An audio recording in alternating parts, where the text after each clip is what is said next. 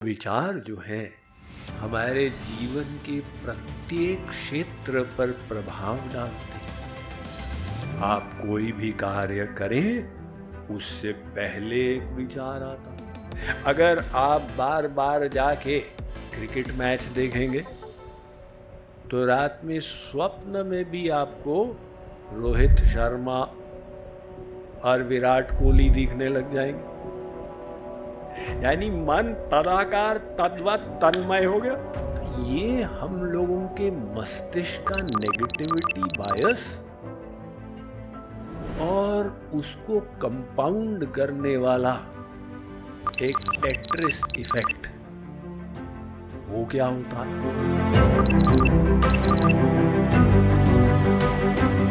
अगर विचार दूषित है तो कार्य भी वैसा ही होगा। जैसे वृक्ष बीज से निकलता, अगर खराब बीज है तो खराब वृक्ष निकलेगा, अच्छा बीज है तो अच्छा वृक्ष निकलेगा। आप जब सत विचार रखते हुए मन में कार्य करेंगे तो सत कार्य होंगे। अब लोग अपने कार्यों को सुधारना चाहते हैं, विचारों पर ध्यान नहीं देते। तो ये विचार जो है ये मूल है हमारे जीवन के। विचारों से ही सुख और दुख की अनुभूति होती। सब कुछ है जीवन में, लेकिन एक विचार ले आए, पड़ोसी के पास ज्यादा है, अब वो दुखी हो रहे हैं। तो दुखी होने का कारण क्या? उनके अपने विचार। तो सुख दुख की अनुभूति भी विचारों से होती है। और इतना ही नहीं, ये विचार हमारे स्वास्थ्य पर भी प्रभाव डालते हैं। अब आप अनुभव करते हैं कहीं तनाव के विचार आ गए तो बीपी बढ़ जाता है, हृदय की धड़कन वो रेस करने लग जाता है हृदय। और धीरे धीरे मेडिकल साइंस भी समझ रही है कि विचारों से आपके रक्त का केमिकल कॉम्पोजिशन बदलता जाता। तो सब प्रकार की शारीरिक व्याधियों का भी एक कोरिलेशन है मन के विचारों से। तो ये विचार जो है हमको अस्वस्थ भी कर सकते हैं और स्वस्थ भी कर सकते हैं।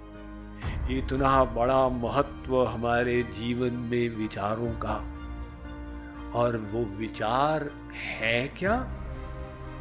अगर आप साइंस को पढ़ेंगे तो देखेंगे कि बड़ा विवाद चल रहा है न्यूरोलॉजी में कि विचार क्या वो मात्र इलेक्ट्रोकेमिकल रिएक्शंस हैं न्यूरॉन्स में, या उससे कोई अन्यत्र चीज है। तो हमारे शास्त्र कहते हैं वो विचार भी एक शक्ति का स्वरूप है, ऊर्जा है। इस वायुमंडल में अनेक प्रकार की ऊर्जाएं हैं, देख नहीं सकते किंतु है विद्यमान। अगर आप एक रेडियो सेट लेंगे तो एक के बाद एक AM FM चैनल आते जाएंगे। इसका मतलब वो तरंगे हैं यहां पर। इसी प्रकार से आपके विचार भी सूक्ष्म तरंगों के रूप में उत्पन्न होते। तो वो विचार आपके जीवन के सब क्षेत्रों को प्रभावित कर रहे हैं और उनको उत्पन्न करने वाला मन। अब मन हमारे नियंत्रण में नहीं है तो विचार अंड बंड पैदा हो रहे हैं। क्षण मायाति पातालम क्षणम याति नभस्थलम। ऐसा चंचल है कि वायु से भी अस्थिर हमारा मन। और ये जो हो रहा है, अब इसके दो कारण हो सकते हैं। भाई देखिए, अगर आप एक गाड़ी चल रही है सड़क पे तो लेफ्ट साइड पे चलनी चाहिए, लेकिन ये गाड़ी कभी राइट पे पहुंच जाती है, फिर घूम के लेफ्ट पे आ जाती है, फिर यू टर्न लेती है, फिर स्पिन करती है, फिर सीधा जाती है, फिर उल्टा जाती है। आप कहेंगे भी हो क्या रहा है? क्या ड्राइवर शराब के नशे में है या फिर मशीनरी टूट गई? मान लो कि एक्सल रॉड टूट गया है तो स्टीयरिंग का कंट्रोल छूट गया, तो या तो ऐसा है या फिर ड्राइवर ही नॉर्मल नहीं रहा। इसी प्रकार से यदि हमारे विचार सब अंड बंड हो रहे हैं, एक ये संभावना है कि मशीनरी गड़बड़ हो गई है। लेकिन जिसकी मशीनरी गड़बड़ होगी वो प्रवचन सुनने नहीं आएगा प्राय। अतः आप सबको भगवान ने ठीक ठाक मशीनरी दी है, लेकिन हमने उसका कंट्रोल नहीं सीखा है, बस यही समस्या हो रही। तो इसलिए विचार नियंत्रित नहीं है। और नेगेटिव थिंकिंग जो है ये हमारे मन का एक स्वभाव है। उसका कारण क्या है? देखिए, जैसे अगर आप भोजन के बाद सौंफ खाए हो और सौंफ कहीं अटक गया हो दांतों के बीच में, आपकी जिह्वा क्या करेगी? वो बार बार जाके चेक करेगी भी ये क्या लगा हुआ। 32 दांत के बीच में 28 गैप, लेकिन जिह्वा को बाकी 27 से कुछ मतलब नहीं। ये 28वां जो है जहां गड़बड़ हो रही है, जिह्वा उसी को चेक करती चली जाती है, करती चली जाती। बस इसी प्रकार से हमारा मन भी है।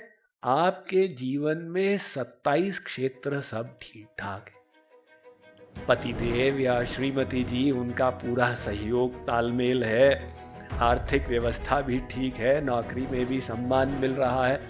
बस एक बेटे की शादी नहीं हो रही तो मन और कुछ नहीं सोचेगा, उसी को सोचता जाएगा, उसी को सोचता जाएगा। अब ये नेगेटिव थिंकिंग परेशान करती है ना। ये नेगेटिव थिंकिंग मन का एक स्वभाव है। इस स्वभाव का रहस्य क्या है उसको समझें। देखो, मान लो कि एक पशु है जंगल में। अब पशु के माहौल में पॉजिटिव चीजें भी हैं, उसका आहार, मान लो हिरण है तो उसको हरी घास मिल रही है, पॉजिटिव चीज, और नेगेटिव चीजें भी हैं, वो शेर, चीता इत्यादि। अब यदि वो हिरण पॉजिटिव को मिस कर गया, भाई उसने देखा नहीं यहाँ हरी घास है खाने की, तो कोई बात नहीं, वो लाइफ थ्रेटनिंग नहीं होता है, और मिल जाएगा। लेकिन अगर वो चीते को मिस कर गया तो जीवन खत्म। इसलिए उसकी बुद्धि ऐसी बनी है कि जहां नेगेटिव आए तुरंत मन वहां केंद्रित हो जाता। अब पूरा उसका ध्यान वहीं पर रहता, उसके हृदय की धड़कन बढ़ जाती है, रक्त संचार बढ़ जाता है कि भाई अब या तो इससे युद्ध करो या भागो। इंग्लिश में कहते हैं फाइट और फ्लाइट। वो ट्रिगर ऑफ हो जाता है जहां नेगेटिव चीज आई, जब तक वो खतरा रहेगा। हम मनुष्यों की मस्तिष्क की हार्ड वायरिंग भी ऐसी ही है। कोई नेगेटिव चीज आई तो बस उसी को सोचते जाओ, सोचते जाओ। जबकि हमको जीवन का खतरा नहीं होता, क्योंकि हम जंगल में तो रहते नहीं। अब मान लो कि ननद से या सास से किसी से थोड़ी खटपट हो गई, ऐसा थोड़ी है कि जीवन खतरे में पड़ गया। अब मस्तिष्क उसी को सोचता जा रहा है, सोचता जा रहा है, तो फिर परिणाम हमको भोगना पड़ता। ये हम लोगों के मस्तिष्क का नेगेटिविटी बायस और उसको कंपाउंड करने वाला एक टेट्रिस इफेक्ट। वो क्या होता? टेट्रिस इफेक्ट मतलब ये जो मानव मस्तिष्क है, ये भगवान ने गीली मिट्टी के जैसा बनाया। जिस प्रकार का कार्य आप इससे बार बार कराएं तो मन वैसा ही स्वरूप धारण कर लेता। अगर आप बार बार जाके क्रिकेट मैच देखेंगे तो रात में स्वप्न में भी आपको रोहित शर्मा और विराट कोहली दिखने लग जाएंगे। यानी मन तदाकार तद्वत तन्मय हो गया। अगर आप 7 दिन तक भागवत में बैठे तो फिर ध्रुव, प्रहलाद, अम्बरीश आपके स्वप्न में आने लग जाएंगे। तो मन को हमने जैसा लगाया, मन बदलता चला गया गीली मिट्टी के समान। आजकल साइंस ने समझा है कि भाई ये जो न्यूरॉन्स हैं हमारे, ये आपस में हार्ड वायर हो जाते हैं। जब आप कोई विचार लाते हैं तो एक न्यूरॉन दूसरे को फायर करता है, दूसरा तीसरे को, तीसरा चौथे को। और जब आपका ब्रेन ये देखता है कि वही सीक्वेंस रिपीट हो रहा है, तो सेल्फ प्रोग्रामिंग मैकेनिज्म है। वो अपना प्रोग्राम, उसको कोई आईटी प्रोफेशनल की आवश्यकता नहीं, वो अपना शॉर्टकट बना लेता है ताकि वो विचार आपको दोबारा आसानी से आ जाए। अब अगर आप नकारात्मक विचार बार बार बार बार लाए तो आपके न्यूरॉन्स इस प्रकार से हार्ड वायर हो गए कि वो विचार अब आपको आसानी से आने लग जाए। और हम कौन सा विचार लाए बार बार? अच्छे वाले। अरे हम तो बुरे विचार ले आए, तो वो मस्तिष्क की हार्ड वायरिंग हो गई। लोग कहते हैं साहब मैं नेगेटिव थिंकिंग से परेशान हूं, जानते हैं कि इसका कोई लाभ नहीं हो रहा है चिंता करने से। वो चिंता जो है वो चिता के समान, चिंता चिता समाख्याता, चिंता चिता तो धिका। ये चिंता और चिता दोनों जलाते हैं शरीर को, किंतु अंतर यह है कि चिता दहति निर्जीवम और चिंता जीवम ही दह्यति। निर्जीव शरीर को चिता जलाएगी और चिंता जीवित ही जला देगी। तो चिंता करने का कोई लाभ है साहब? कोई तो लाभ नहीं है। तो फिर हम क्यों चिंता करते हैं साहब? वो मन पर कंट्रोल नहीं है। तो ये हमारा मस्तिष्क आउट ऑफ कंट्रोल हो गया और वो मस्तिष्क के से उत्पन्न विचार वो नकारात्मक की ओर घूम गए और भोगने वाला ये जीव, वो जीव परेशान होके कहता भी क्या किया जाए।